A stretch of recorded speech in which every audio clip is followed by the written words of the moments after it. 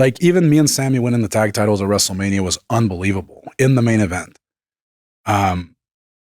Which is great now because, you know, WrestleMania main event night one, it's like, it's always been, there's a lot of people that argue like it's not really the main event. Yeah. But now that Punk's in it this year, everyone says it is the main event because you don't want to take that away from them. So now it finally validates that, yeah, we've main evented WrestleMania. We've got two of them. Yeah. Yeah. So anyway, you know, winning the titles at WrestleMania together was insane, like crazy. Like we were talking about this stuff when like our dream would be, hey, let's win the Ring of Honor tag titles. Like we were talking about this in like 2004.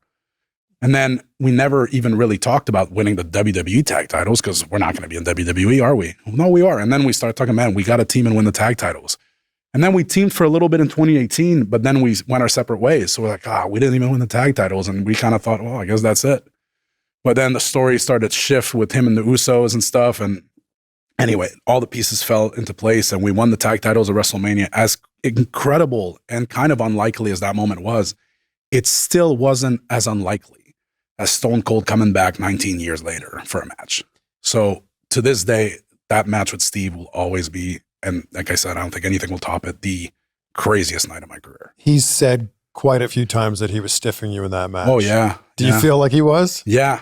Yeah. He actually, the night after, like the night of the match after when I got back to my hotel, my earlobe was swollen like this big. And I went, because from his punches, and I went, and it just splattered against the mirror. Oh yeah. Yeah, he was, and he kept saying like, you didn't give me any receipts. I'm like, what am I gonna do? Slap the shit out of Stone Cold.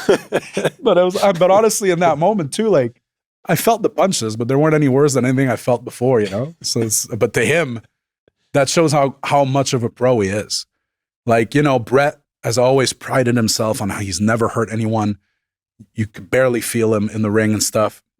And that's amazing. And I think Steve was the same way, you know? So he prided himself on not killing people. And that night he knew he was killing me.